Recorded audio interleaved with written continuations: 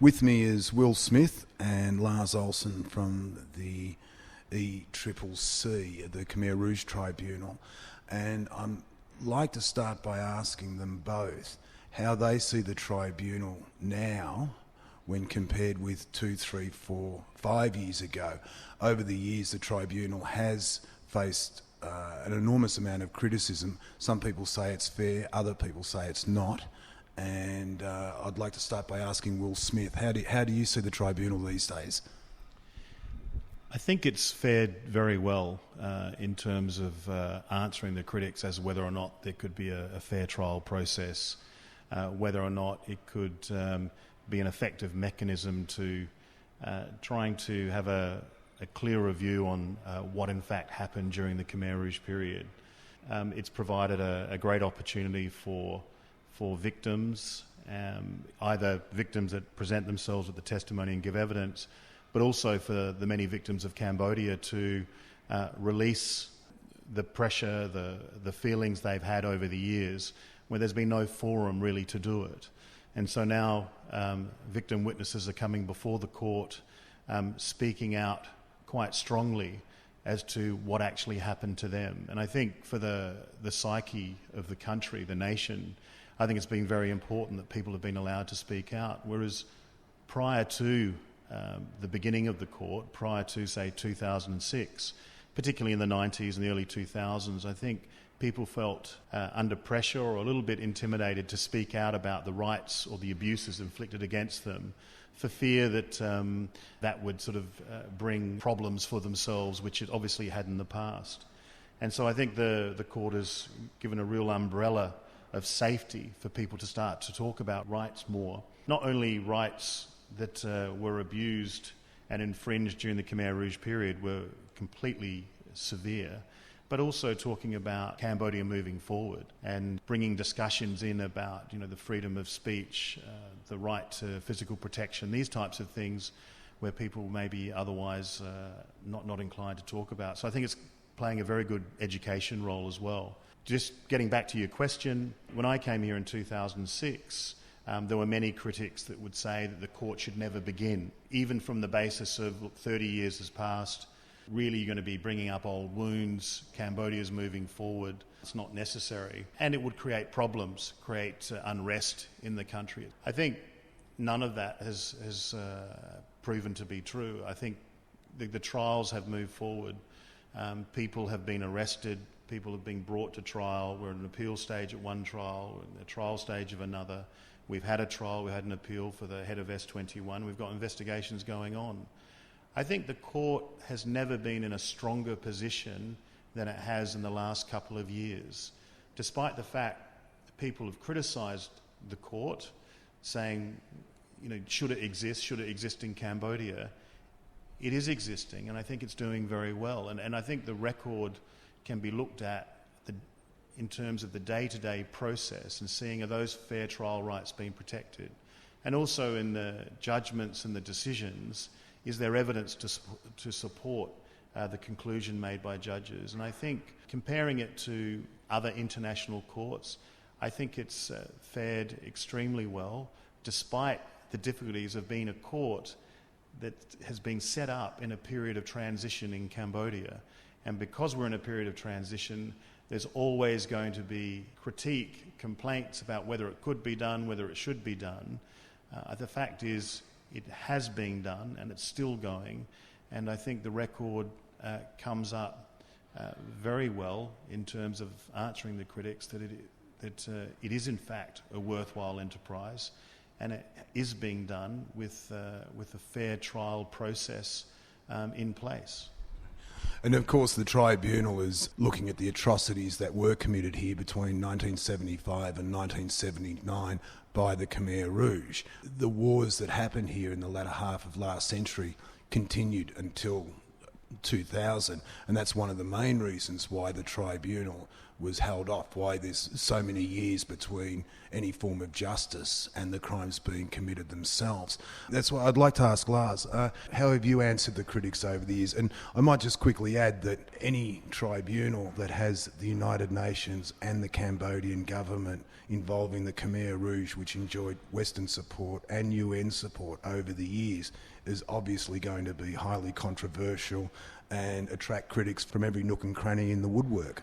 Well, it's kind of a paradox, actually, because on the one hand, I would say that the court, much like Bill already was talking about, has already reached much farther than at least some of the critics and skeptics of this court would have predicted, because it's like when I came here in 2009 before the first trial, there were so many critical voices saying that Kang Ge-kyu would be the only person facing trial in Cambodia. He would be the sole scapegoat for the Khmer Rouge. They were and they were even questioning whether that trial would come to an end. And yet here we are, years later, as Bill has described. We have now had a number of trials already. We have the investigations ongoing in cases 3 and 4. So in terms of the international critics, we have definitely reached much further than what I think many of them would believe. The paradox, on the other hand, is that I think among many Cambodians, and that's the challenge we are facing now, is that they didn't have necessarily the same pessimism to the tribunal. They had enormous expectations, and what we're struggling a little bit with in terms of the domestic audience is tribunal fatigue. People are frustrated that this takes a very, very long time. In any account, it takes a long time. We can always make this relative and compare with other tribunals, and in that sense, I don't think we are spending more time. But regardless of that comparison, it's a fact that it's been 7-8 years since we started the process, and we still have a way to go. That's a long time. And for many people who are old here now, they are impatient. They want to see a conclusion, what they call justice. The only thing we can do is to try to explain them that we can be held accountable for what has been going on since we opened our doors. The fact that we didn't start before more than 30 years after the Khmer Rouge took power, that's something that the tribunal can't change. It's a fact. It's a historical fact. So what we can do is we can try to focus on making the process before the tribunal as expedient as possible. At the same time, this is what we're trying to explain, especially the victims who says that, go fast, And we ask them, do you want the fast process, or do you want the process that you feel gives justice to you and to your loved ones that you lost? In that case, they say, yeah, we don't want you to violate any rules or do any shortcuts. It's difficult to get understanding that time is required for this. And in terms of some of all the other criticism, it's just impossible to deal with all the critics, because a lot of the criticism, especially that criticism coming from international organizations, is basically a criticism of the foundation of the court, which again, that issue was settled in 2003. We can't change the ECCC agreement and the legal framework we're operating in. This was a negotiated compromise between the Cambodian government and the United Nations. And you can like or you cannot like the setup of the court, but it's a fact that we have to operate within. We can't just change the framework that has been agreed upon. Sure, and I think many of the frustrations come from the fact that the accused are getting quite old. Duch would be in his 70s, Nuon Chea and Khieu Samphan, who have already been found guilty for crimes against humanity and are now facing charges for genocide, are also in their 80s. Ieng Sary, the former foreign minister, passed away before justice could be rendered. Ieng Thirith, his wife, a similar situation, although she was deemed unfit for trial. How much longer do you think this can go on? Will Smith, I'll just quickly add, is one of the chief prosecutors at the tribunal. How many years do you think you might be here, Will? That's difficult to give an exact amount of years, but I think assuming if in fact the investigations in cases 3 and 4, if in fact they go to trial, it's always possible that those investigations could lead to dismissals. I mean, I think the court may be in operation for another 5 to 7 years. And in terms of the length of time, that will depend on perhaps how many judges are available, how many trial chambers may be available to hear further trials. You know, at other courts, when the workload of the court has become quite busy, what they've done is they've created another chamber, and they've had 2 trials running simultaneously. So those types of decisions would obviously be made by the UN and the Cambodian government if it eventuates that any of the suspects that are currently being investigated, and we expect these investigations to conclude next year, if any of them have been requested to be sent to trial. But perhaps if I can just pick up on one or 2 points that Lars had made. And Lars is right, it's very difficult to keep sort of everyone happy. I think when we first started the court, and a lot of people thought, well, look, can't we just have a very quick trial? We all know what happened. Let's have something short and quick. The problem with that is that more than likely that would lead to an unfair trial.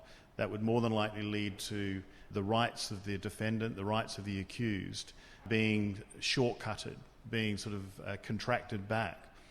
And so the fact that the accused are in their 80s now, they were in their 70s 10 years ago when the court first started.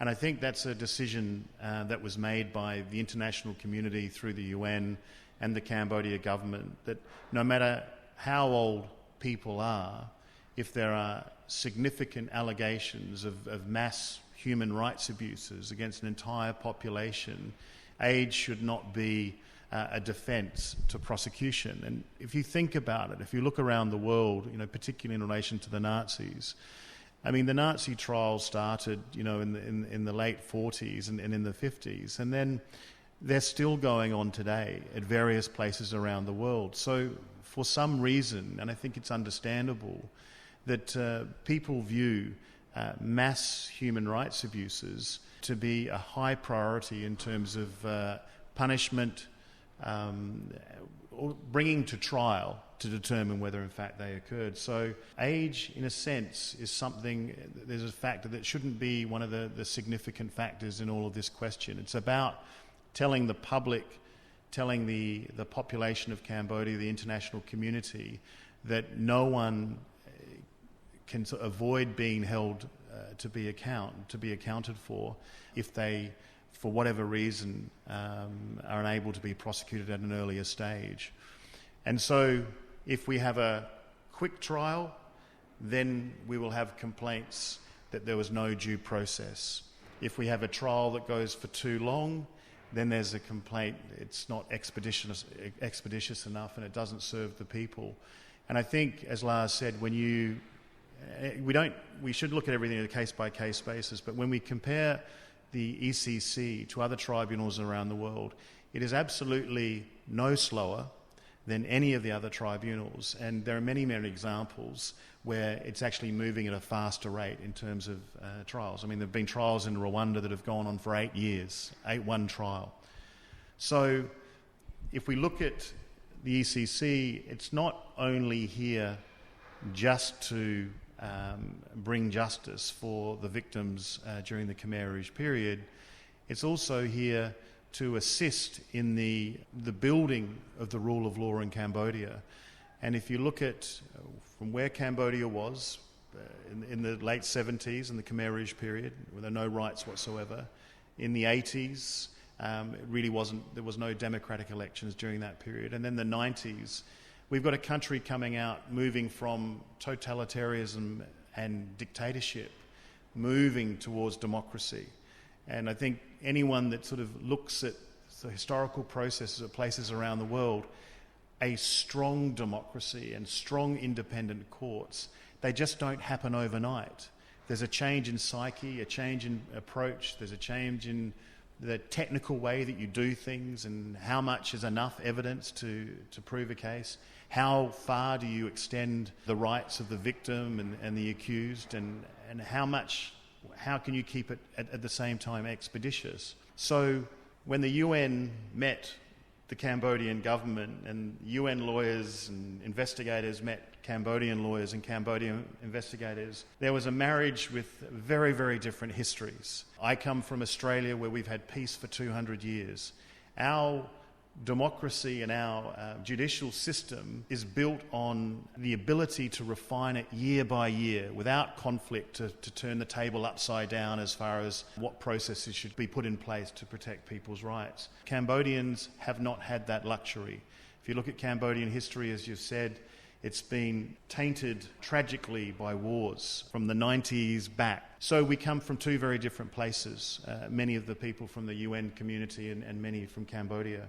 So how do we get an understanding in terms of the technical approach? How do we get an understanding in terms of principles so that this trial, these processes, no matter what the outcome, are seen to be fair by the international community? And I think this being perhaps the first major hybrid tribunal in a significant way is the first sort of hot housing of those two ideas or two groups of people coming from very different environments. And I think that has to be taken into account in the extra time that is required to make sure that these processes are fair. And I think when we look back in history, maybe not now, maybe in 5 years or 10 years' time, I think people will look back, and certainly up to the point we are now, and say that was a very good transformation within the ECC from a country that has little knowledge about fair trial processes on large cases, little experience because of the wars they've been through, how quickly Cambodians, judges and prosecutors have acclimatised themselves to these standards and approaches at the ECC. Yeah, I must say that I was always amazed 10 years ago when people had excuses not to have a tribunal, and the arguments were, oh, they're getting old, or why would you dredge that up again, or that it was too long ago. And I'm like, would you say that to the Simon Wiesenthal Centre? Would you say that to Jewish people 40 years after the Holocaust? And I mean, imagine what their response would be. It was kind of borderline racist in some ways, that the sort of the accepted judicial processes that are in practice around the world, somehow or another, we didn't need them here, which it was quite a strong argument, particularly, I think, 2001, when the tribunal negotiations with the UN, and in particular Hans Corell, who was the legal advisor, I think, at the time, when it all fell apart. And it was quite disheartening, I must add. Lars, how are you finding, how many years have you been here? I mean, this has been a big chunk of your personal life. Yeah, it's been 6.5 years now since I first arrived here. Frankly, I hadn't planned to stay this long. This is a combined effect of about the developments in the cases and probably also experiences on the personal level, which have led me to stay here. But it's been definitely a very interesting part of and major part of my life so far. And Will, you've been here 9 years now. You've raised 2 boys. That's a long time. How do they perceive the tribunal? I mean, Dad's off to work every day prosecuting some of the great mass murderers of the 20th century. I mean, that's a little bit of a different upbringing. Well, I think when you're a kid, often you look at your dad and you view him as just having a job. He's off to work. And I think because certainly when I worked in Holland 11 years prior to working at the ECC, that's the only life my older son has known, as me being a prosecutor. But I think ultimately their view is that Dad's going to work and he's assisting in a reconciliation process to try and shine light, a clearer light on the truth, and look at who is in fact responsible for these crimes. I think it's as simplistic as that, and I think it's as substantive as that. When simplistic is an interesting word in this country. I've seen many a legal argument over whether what happened here constitutes a genocide. My understanding of the law, I can't see how it could not constitute a genocide, but given the arguments, how important are the current charges against Khieu Samphan and Nuon Chea, who were both fronting the court after being found guilty for crimes against humanity, but are now fronting the court on genocide charges. And how important is this in terms of going forward and legal precedents being set? I mean, I think it's very important in the sense that whatever crimes were committed, and particularly if they were extremely serious, they should be recognised for the factual and legal acts which occurred. So, as part of the prosecution, I view from reading the facts that these genocide allegations can be proved at trial. I think one thing that's important to discuss when we're talking about charges versus what factually happened. I mean, most of the people in Cambodia that died during the Khmer Rouge regime were in fact Cambodians, and they were in fact killed by and large because of their different political associations, either to the former government or to a different class, is a crime against humanity, a mass killing.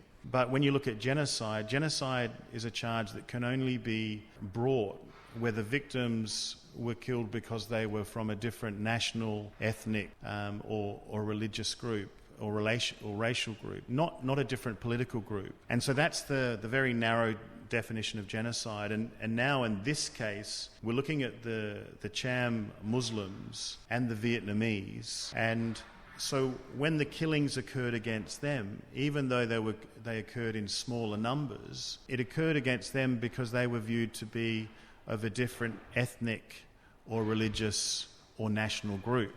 And so therefore it falls within the term genocide. But this second case is also dealing with mass killings against Cambodians at security centres, at work sites, in their own houses, because they were perceived to be against the Khmer Rouge ideology. They were seen to be part of an international class or a Western class or a part of the old establishment, the Lon Nol regime, which was supported by the Americans, and that was, they viewed that they needed to get rid of those groups of people. So it's only by chance that for some groups it's legally genocide, and for other groups it's crimes against humanity, extermination. So I think the charges are as serious as each other, whether it's against Cambodians, Cham or Vietnamese. But I think the importance of the second trial is not so much the issue of genocide, but it's the issue of who's responsible for the large-scale killings,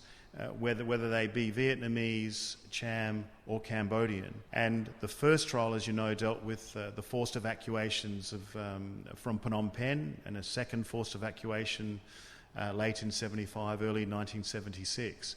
And that's really what it dealt with, and the killings of people in those processes. However, the second trial is dealing more with, once the Khmer Rouge gained control in Cambodia, what did they do to its people? What did they make them do? And how did it treat certain groups? And how systematically did they implement their policies of killing people that were viewed to be enemies? And so we're dealing, in this case, with a number of work sites where people were killed because they didn't perform well enough. They were killed because they couldn't deal with the conditions. They were killed because they were found out in that process to be from the city, or found out to be from a different religious group, or found out to be associated with people from the old regime. And also we're dealing with security centres, including S21 again, and other security centres where people were systematically brought in, tortured, and forced to confess, forced to bring forward names of people that they felt were associated with ideas that were sort of the antithesis of the Khmer Rouge. And these were systematic killing centres. And as you know, the figure people sort of killed here was between 1.7 and 2.3, and maybe half of that, they say, were by execution. So the second case is very important because it's dealing with the charge of genocide of Cham and Vietnamese, the killing of those groups, but also very important because it's charged with dealing with the killings of hundreds and thousands of Cambodians just because they were perceived to belong to a different class. So in that sense, I wouldn't like to make too much of a distinction between genocide and crimes against humanity, because whether you were Cambodian, Vietnamese or Cham, you were a human being, and it made no difference to the seriousness of what occurred. Lars, as head of the media department for the ECCC, you handle all the foreign press, and you've also handled a lot of Cambodians who have come through and sat through the public gallery. How has the tribunal impacted on them? How many lives do you think it has changed? Has it reached out there to the people in the countryside? One of the advantages of having trials in Cambodia, the country where crimes were committed, is that it gives an access to the proceedings that have been impossible for victims elsewhere in similar proceedings. At the ECCC, we've had more than 180,000 Cambodians so far that have attended personally the trial hearings. That is an unprecedented number, I think, if you compare with anywhere in the world. These are people anywhere from 16 till the late 80s. We have people coming on wheelchairs and crutches to the hearings, sometimes escorted by their great-grandchildren. All of them have their own stories to tell. Some of them are also not necessarily victims, but were part of the revolutionary movement, and they come because they want to learn more things. But we've seen lots of emotions. We have seen many times people crying. There's been some anger, but more sadness. And we've seen people that have been willing to travel basically throughout the night just to come to Phnom Penh to see a day of the hearing. We have people from all provinces of Cambodia have attended, so those that come from the most remote provinces have started like at 8, 9 in the evening to travel overnight to Phnom Penh just to see a day of the court. And you know, if you sit in the public gallery and you watch these people coming in from the countryside, it's quite fascinating because, of course, there's a lot of technicalities that will go way over the head of most people anywhere in the world. But as soon as you see testimonies, and particularly if some of the accused are speaking, you can basically hear if a needle would fall in the public gallery, because then it's complete silence. Everyone is closely watching what's going on. So I have to say that I think for those, especially those who survived the Khmer Rouge regime, what we're doing does make a difference, and they are paying attention more than probably the younger generation, which some of them are curious, but they don't know too much about the Cambodian history. And finally, I'd like to ask Will Smith, what is the favourite moment? There have been some fantastic moments at the court, memorable moments. I think David Chandler standing up before the court and just saying these people did very stupid things, which is stupid, was quite amazing. I thought Yang Tarit, when she did appear before the court and just turned around and blamed Un Chia and said he did it, was also quite memorable. You've obviously been in the court a lot more than anybody else, probably the most seasoned veteran out there by now. But what was the most memorable moment for you over the past 9 years in court? Well, as you know, we have a very good prosecution team and very good prosecutors, so I'm really one of many. But certainly I think there's a couple of moments. I mean, Lars talked about the heartwarming stories of victims testifying and finally getting an opportunity to make a statement of actually what happened to them, and it's taking ownership and telling the world what happened. And I think that's a very freeing experience. So I found them very powerful. And as Lars said, when the accused testified, you could hear a pin drop. But also, at the same token, when you hear civil parties testify, particularly when the lawyers are out of it a bit, we're not controlling the questioning, and they give a sort of an unplugged account of what happened to them and their families, you can hear pins drop too. Because then you realise what this court is really about amongst all the technology. But two fascinating things that I certainly found, and it sort of makes me think of the psyche of these organisations that sort of allow these types of crimes to occur and the people that are behind them. I remember when we were questioning Duch, and Duch went to a meeting in Phnom Penh, I think, where there were hundreds and hundreds of other CPK cadre it's an education session in Phnom Penh during the Khmer Rouge period, and I think it was probably at the Olympic Stadium. And Pol Pot was there, and Duch was there, and Pol Pot got very close to Duch, and I said to him, how did that make you feel when you were in the presence of Pol Pot? Because Duch talked about the fact that he was forced to commit these crimes and forced to be the chief of S21. He did it, but he said he was forced to do it.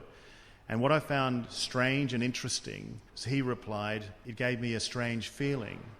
And then I said, "Well, what type of feeling did it give you?" And he said, "It gave me that good, warm feeling," or something like that.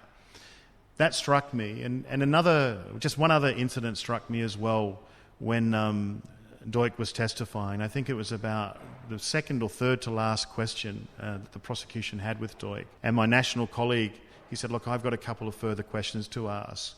And he said to Duch, "How did you feel about Sun Sen?" Now, Sun Sen was in the standing committee and was also the immediate boss of Duch at S21 for a time. And Duch said, "I'm glad you asked me that. This is at the end of the trial. No one has ever really asked me that before." And he said something to the effect of, "I've got the utmost pride for Sun Sen." And those two comments by Duch really made me think about the culture that was operating in that Khmer Rouge hierarchy, where someone who's forced to kill, he said he was forced to kill, that was the debate. We argued that he wasn't forced, he actually voluntarily participated within a sort of a disciplinary regime. But nonetheless, that someone could say 30 years later, I still have, and this was for Sun Sen particularly, not about Pol Pot. He said he felt good in Pol Pot's company, but with Sun Sen he said, "I still have the utmost respect for Sun Sen." And this was 30 years later. And I found that very strange that after all the time had passed, after all the killing had gone, that we would still get those responses from someone that was involved so heavily in the crimes. And on that note, I'd like to thank Will Smith, the co-prosecutor at the ECCC, and Lars Olsen, who's the chief media spokesman. Gentlemen, thank you very much. Thanks. Thanks, Luke.